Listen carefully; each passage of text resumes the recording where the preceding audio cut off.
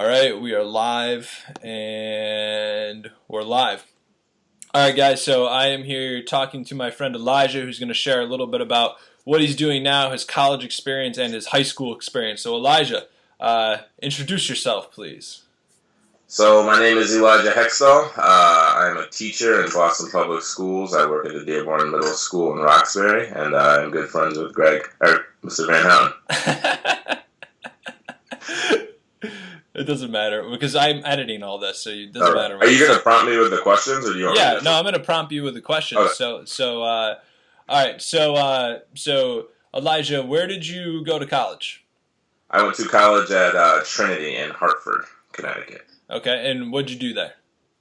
So in Trinity, I actually majored in neuroscience, which is the study of the brain for people who don't know.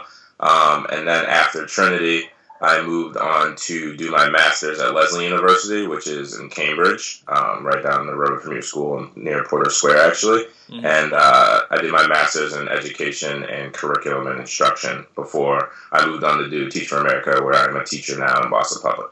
All right, so you're a teacher now in Boston Public, living a very comfortable life. Do you think you would be in the situation that you are in today had you not attended college?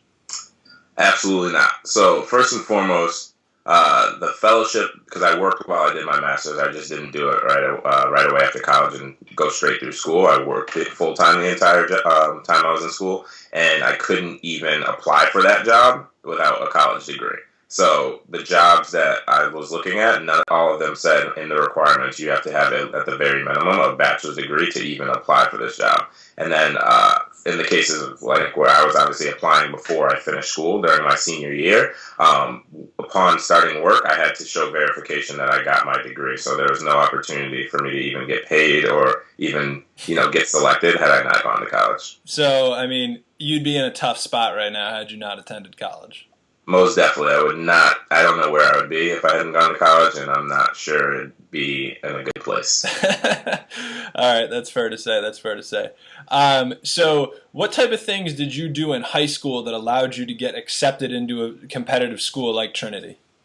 So in high school, I did a lot. I played sports the entire time. Just to give you kind of a rundown of my transcript, I graduated, I finished top 10% of my class. I was somewhere around 15th. Overall, I finished with a 3.5, which at my school was an A-.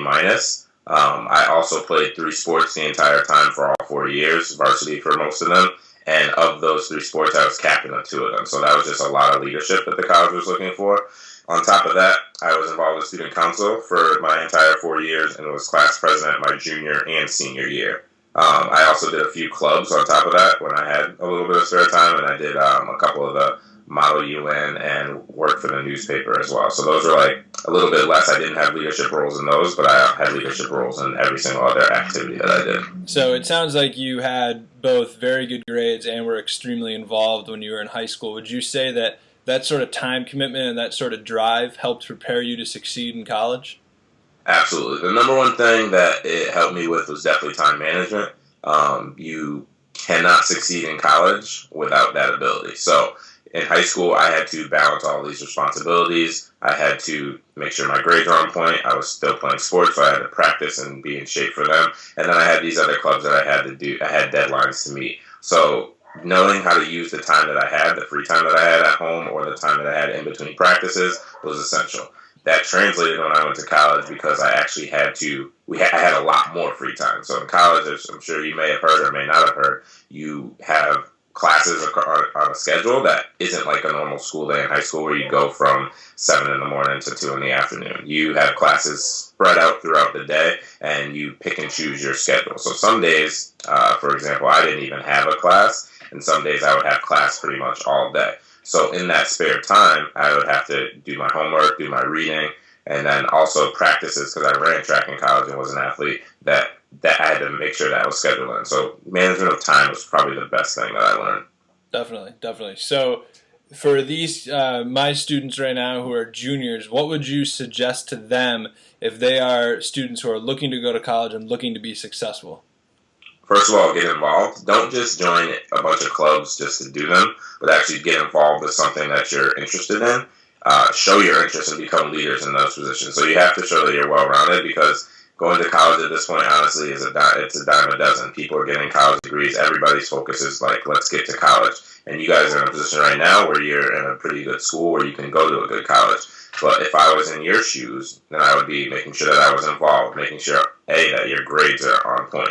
If you, obviously you're going to be taking either the SAT or the ACT, depending on the school that you're applying to. So, like, if you don't do well, making sure you retest or get studying or, study more or tutor so that you can actually do a little bit better. Like, you need to showcase your skills, but also you need to show that you're well-rounded. So, and that's where those extracurriculars come in. So I think the best thing I can tell you to do is to make sure that you're proving that you're well-rounded, because the college just doesn't want to see black and white, transcript that says A, B, or anything like that. They want to see more than that because they get a lot of that. My second piece of advice would definitely be just read.